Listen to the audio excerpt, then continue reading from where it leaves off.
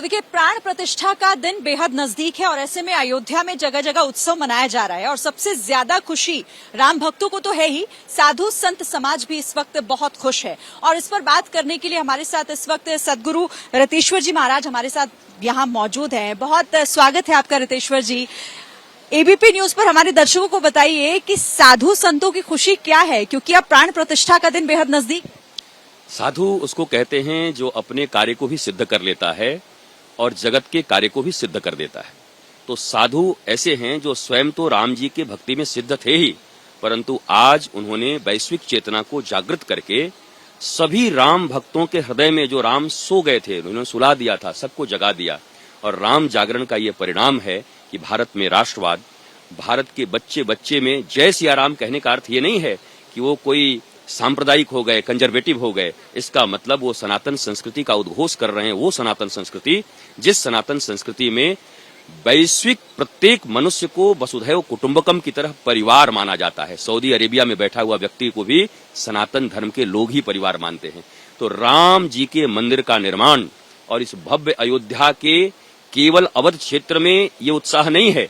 मैं ये देखने के लिए पूर्व पश्चिम उत्तर दक्षिण गया, अभी कर्नाटक से आ रहा हूं।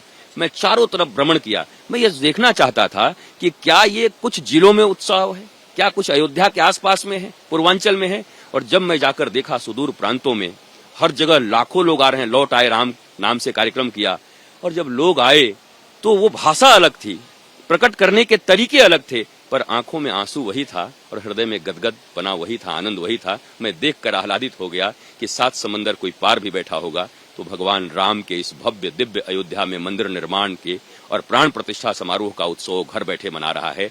और मैं यकीन से आपको कह सकता हूं कि 22 जनवरी को 14 वर्ष के बाद जो राम लौट कर आए थे, जैसी दीपावली मनाई गई थी, उससे भी बड़ी दीपावली मनाई जाएगी। ये कहना सबके बस में नहीं है, मैं कह रहा हूं।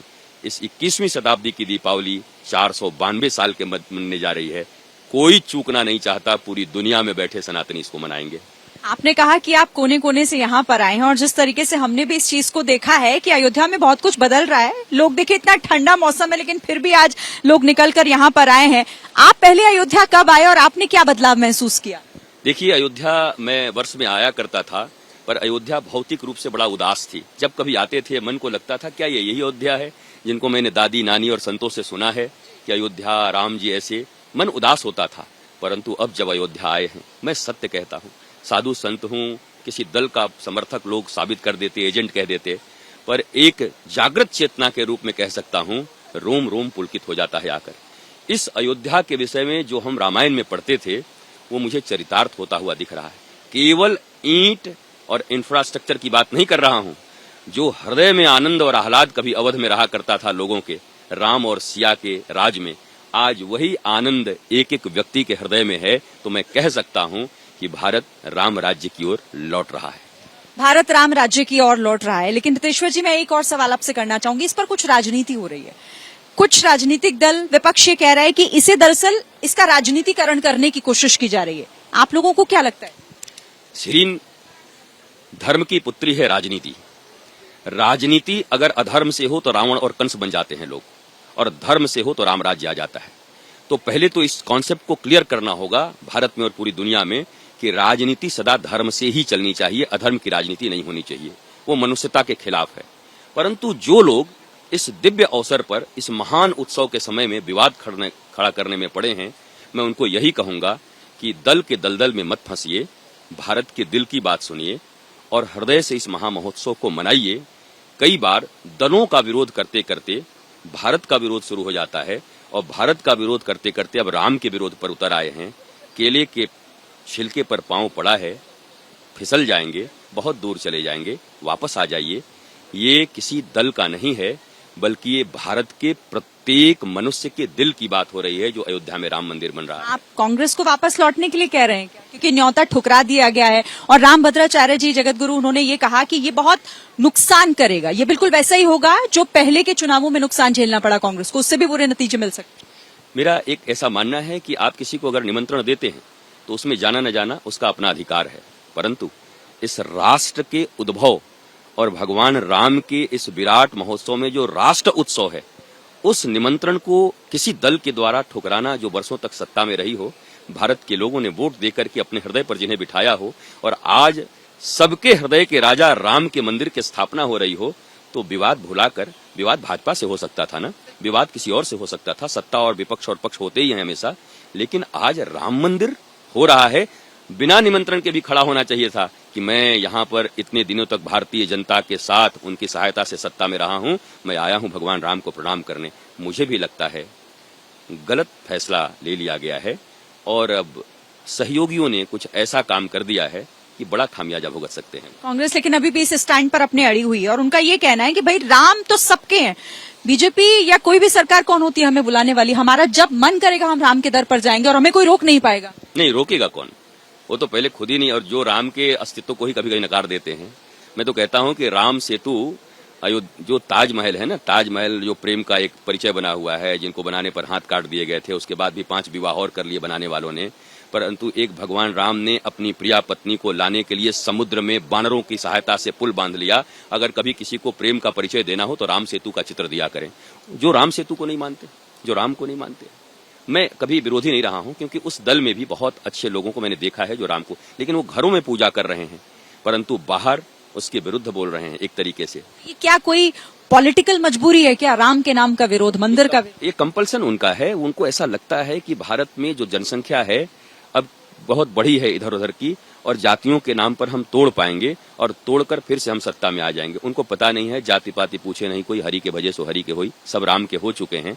अब जातियों में कोई बटने वाला है नहीं, परंतु पता नहीं किस वोट बैंक को साधने के लिए उन्होंने ऐसा कदम उठाया है, जबकि भारत के लाखों करोड़ों मुसलमान भी वीर अब्दुल हमीद के बेटे हैं, वो हमारे एपीजे अब्दुल कलाम आजाद के वंशज हैं, और वो रस खान के वंशज हैं, वो ताज बेगम के वंशज हैं जो कृष्ण को मानती है। ये शायद मुगालते में हैं। इनको समझ में आ रहा है कि इनके साथ कोई कम्युनिटी चली जाएगी। ये भारत के 145 करोड़ लोगों का उत्सव है। राम मंदिर बनना सबके लिए प्रसन्नता की बात है। कुछ राजनीतिक दल विरोध करेंगे, उनका कंपल्सन है, मजबूरी है, करने दीजिए, पर वो जनता में नहीं है। आपने कहा कि जाति धर्म सब भूल गए हैं। मैं खुद भी अयोध्या में जब से हूँ यहाँ पर देख रही हूँ, लोग दूर दूर से आ रहे हैं। आपको लग रहा है कि ये मंदिर एक एकता का भी प्रतीक है, एकता का भी संदेश दे रहा है, और इससे पूरे देश में नहीं बल्कि पूरी दुनिया में एक मैसेज जा रहा है? आपने देखा है कि जब सड़कों पे आप निकलते हैं कोई कुछ नहीं पूछता कहां से आ रहे हो, जय सिया राम, अयोध्या धाम की जय। कहां रह गया जाति, कहां रह गई वो वर्ग भेद, कहीं नहीं रह गया। और इसीलिए तो कहता हूं, बरसों तक गुलामी झेल कर भारत के राम की प्राण प्रतिष्ठा हो रही है, अर्थात 145 करोड़ भारतीय अपने प्राणों की प्रतिष्ठा भगवान राम के चरणों में कर रहे हैं। हमारे लिए प्राण भी हमारे राम हैं, हमारी प्रतिष्ठा भी हमारे राम है। जब राम ही प्राण है और प्रतिष्ठा है तो जाति पाति कहाँ, भेदभाव कहाँ। मैं फिर कहता हूँ, जो लोग फिसल चुके हैं वापस आ जाइए, ये देश आपका भी है। ऐसे समय में मंथरा की तरह निर्णय मत लीजिए। एक मंथरा ने अयोध्या को बर्बाद किया था, राम को वनवास, पिता को स्वर्गवास, और भरत स्वयं गड्ढे में रहते थे और माँ को माँ नहीं कहा। आप भी वही काम कर रहे हैं। बाद में आपको तकलीफ होगी जब मंथरा की तरह आपका परित्याग कर दिया जाएगा। अच्छा, एक और सवाल मेरा महाराज जी आपसे यहाँ, जिस तरीके से अब देखिए प्राण प्रतिष्ठा का दिन बेहद नजदीक है, जगह जगह उत्सव और आयोजन है, आप उस दिन कहाँ होंगे, क्या करेंगे और देशवासियों को क्या मैसेज देंगे, क्योंकि सभी अयोध्या आना चाहते हैं लेकिन उस दिन ये मुमकिन नहीं होगा? प्रधानमंत्री नरेंद्र मोदी ने एक बहुत बढ़िया अपील किया है और ट्रस्ट ने भी अपील किया है कि जिन लोगों को निमंत्रण है वही लोग आएं, और 23 तारीख से पूरे समय के लिए राम मंदिर सबके लिए खुला रहेगा।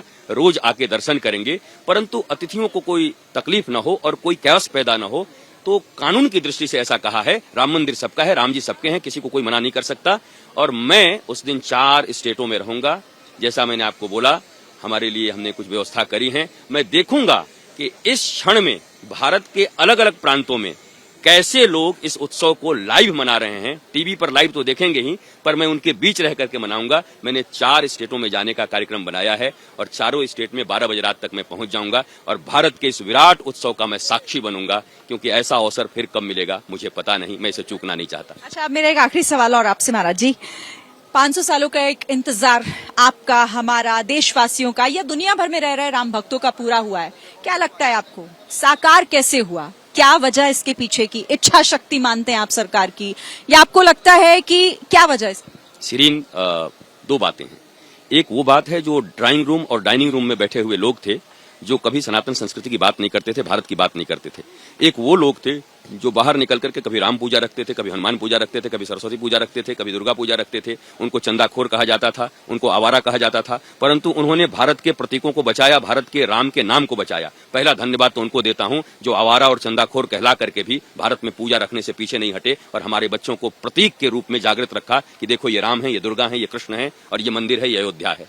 दूसरा, भारत के उस संघ को मैं सीधा कह रहा हूं जिस संघ ने अपने एजेंडे में सदा राम मंदिर को रखा, सदा उन मंदिरों को रखा जिसे विदेशियों ने विखंडित कर दिया था, प्रतीकों को रखा जिसे विदेशियों ने तोड़ दिया था, उनको धन्यवाद देता हूं। तीसरा, भारत की जनता को जो इतने मैकोले की शिक्षा पढ़ने के बाद भी, जिस मैकोले ने यह कहा था कि भारतीय लोग इतने अंग्रेजी के दीवाने और गुलाम हो जाएंगे कि मानसिक रूप से गुलाम रहेंगे, परंतु उन्होंने गुलामी को तोड़ा और अपने अवधपति राम के इस मंदिर के भव्य उद्घाटन में जहां कहीं भी हैं वो मनसा वाचा कर्मणा से हमारे साथ हैं। तो मुझे ऐसा लगता है कि पूरा भारत एक है, पूरा दुनिया के जितने भी सनातनी एक हैं और विश्व के 8 अरब लोग भी बहुत खुश हैं, क्योंकि यही धर्म है जो कहता है वसुधैव कुटुंबकम, सब हमारे परिवार हैं, बाकी जगह भेदभाव हो सकता है। तो ये अद्भुत अवसर है और ये चेतना बनी रहे, बन तो गया है, टिकेगा कैसे, इस बात की चिंता भी भारत को करना होगा। सोमनाथ कई बार बना, कई बार टूटा, तो चिंता करनी होगी। बना है पर हमारे दिलों में अगर संस्कृति रहेगी, धर्म रहेगा तो टिक भी जाएगा।